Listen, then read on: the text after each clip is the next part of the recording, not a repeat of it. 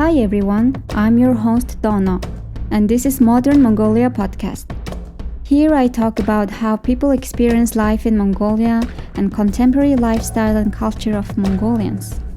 On every episode, I will be sharing fun facts in the beginning and then get real about Mongolia. So let's get started.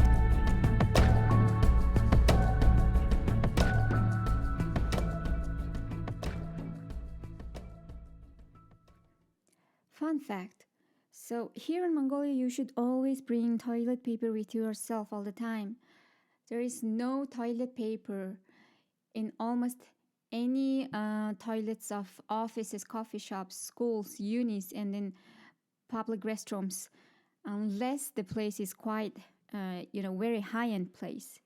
And same for the countryside. There is only an outdoor wooden toilet or latrine, and you have to squat, and or you just go wild.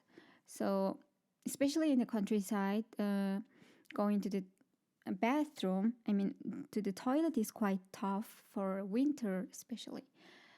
And I always have a small pack of tissues in my bag, and if the restroom has toilet paper, I get really surprised. Like it's not a standard, but feels like it's a complimentary thing. This is FYI fact if you'd be traveling in Mongolia.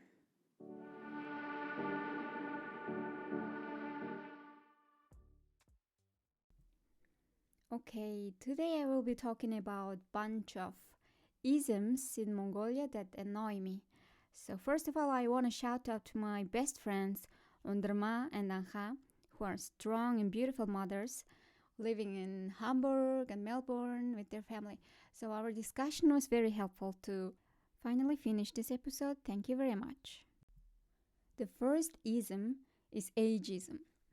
I think social standards or stereotypes about a certain age are quite common in Asian cultures.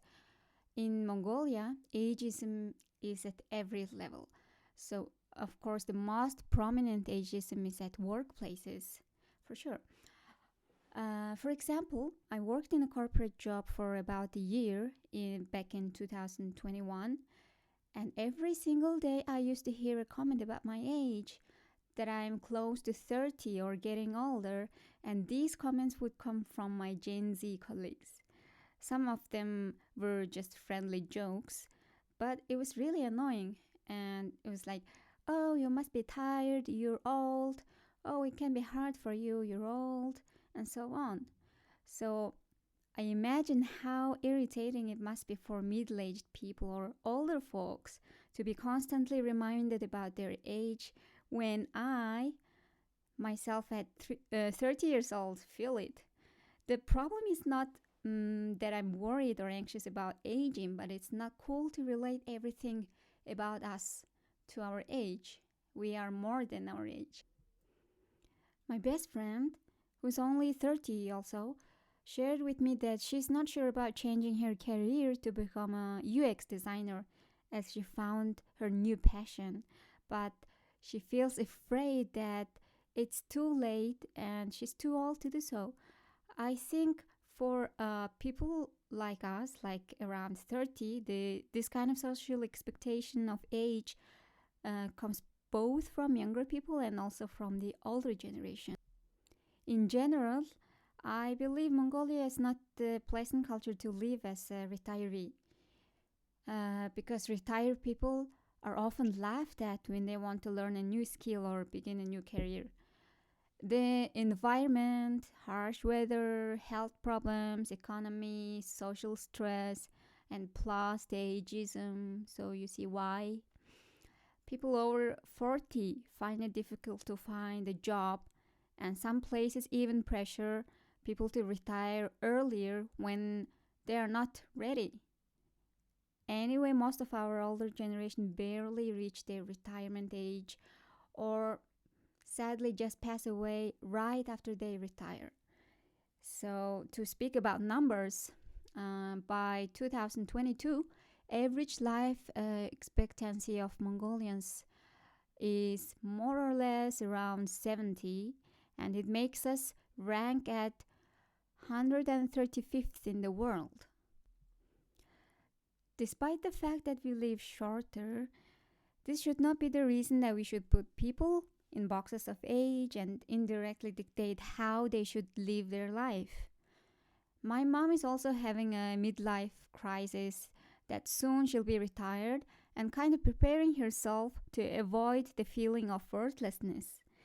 Actually, she doesn't know what to do after she retires, and she's trying to figure out her next chapter of her life at the moment. On the other hand, it's even difficult for herders.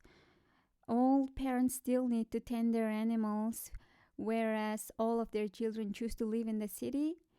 Though it keeps them busy, it's not an easy life in the countryside when you're old. And so, my friends, my conclusion is that we're living a short and stressful life in Mongolia. And this is for Mongolian folks. Let's not subscribe to any kind of ageism whatsoever. And let everyone live their best life at any age. The second ism is nepotism. To my view, nepotism is almost a social practice here. So this is personal experience. A couple days ago, I was in a line at the hospital for some shots, and when I was in the room, there came another doctor who is a colleague of this doctor number one, who I was meaning to see. And this colleague, doctor number 2, she brought in a teenage boy with her. And the boy obviously didn't stand in the line, but cut in the line just because he knew that doctor number 2, I guess maybe his parents are friends with the doctor, or I don't know. And doctor number 1 stopped doing my registration and proceeded to attend to that boy because her colleague asked for a favor. And that bothers me. This happens every day. And is it only in Mongolia, or does it happen in other places too? And the other people who were on the line after me didn't even mind, and it's kind of socially allowed. But for sure, this attitude goes up to the hierarchy. This type of nepotism mostly occur in civil services. I know that civil services and procedures at the state offices are bureaucratic in almost every country, and what Mongolians do very first is to look for someone who works in the institute to ask for help so they can cut in the line. To make it understandable, I'm going to share another example. My mom is a professor at the National University of Mongolia, and in beginning of every semester, someone who is either a close relative or a distant relative calls my mother to help their children to get admitted to the university. So my mom, out of kindness, helps all of them, guiding them, making calls to the administration, asking for a favor, etc. I kind of didn't mind about it a few years ago, but now I realize that this is wrong. But others who are asking for a favor, those relative people, they kind of have an attitude that it's an obligation for my mom to help them, just because they are somehow related or know them at some level. So I see this as those people are asking for nepotism, isn't it? My friend Anja articulated about this very on point. So she said, Mongolians have this mindset of obligatory dependence on family and relatives. Because of this, some carry too much burden, while some believe that it's a must for other family members to help them. So for the case of my mom, she is the one who is burdened to help everyone who is asking for help. And also, for a disclaimer, I don't blame any healthy networking and mindset of helping each other, but people also need to have a sense of boundary. There are popular saying in Mongolia that it goes, танилтай бол талын чинээ, танилгүй бол алгын чинээ. The meaning is, translates that your worth is defined by the kind of number of people you know. It's something like this. For me, I decipher this phrase in the view of nomadic life, where you essentially need the help of manpower to move around the land, herding animals, and it's not easy to cope with the hardship of nomad life when you don't have someone to help you.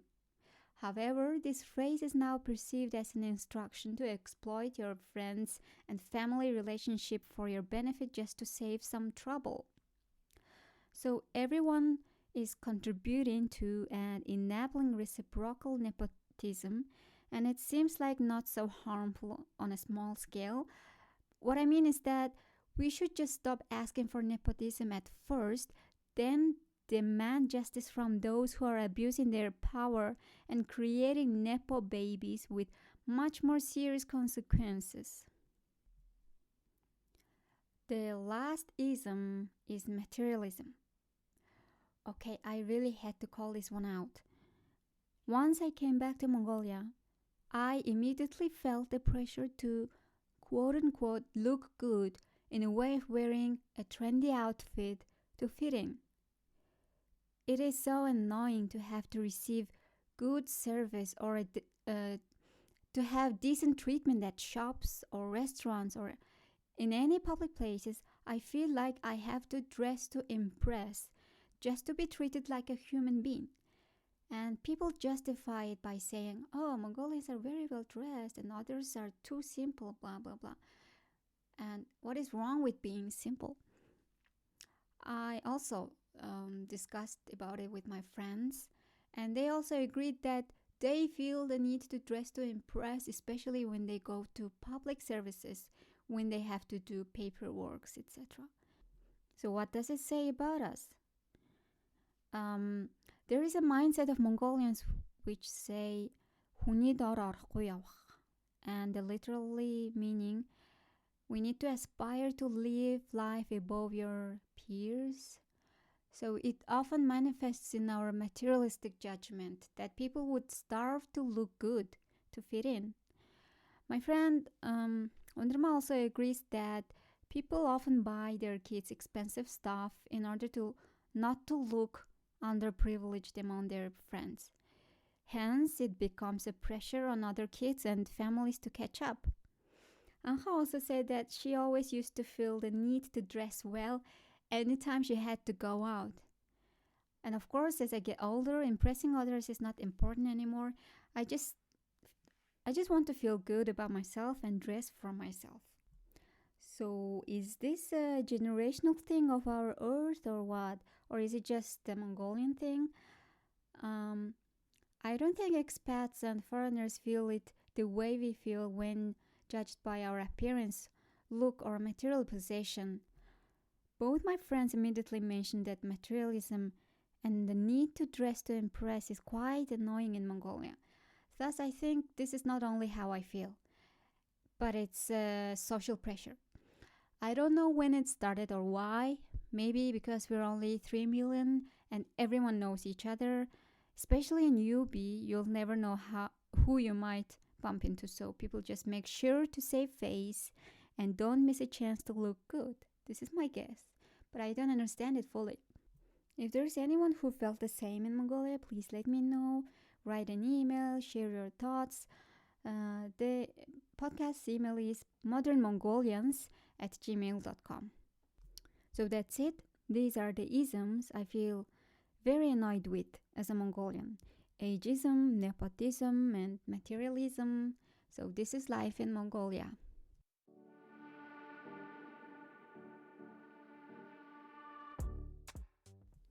Please share your thoughts about the podcast. Leave a review. Please rate. And if you're listening to it on Spotify, you can send replies to the questions also.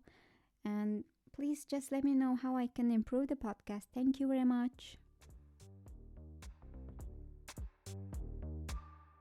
Thank you for listening to this podcast, and if you'd like to keep up with Mongolia, make sure you subscribe on Spotify, Apple Podcast, and everywhere else. Хамт байсанд маш их баярлалаа. Баяртай.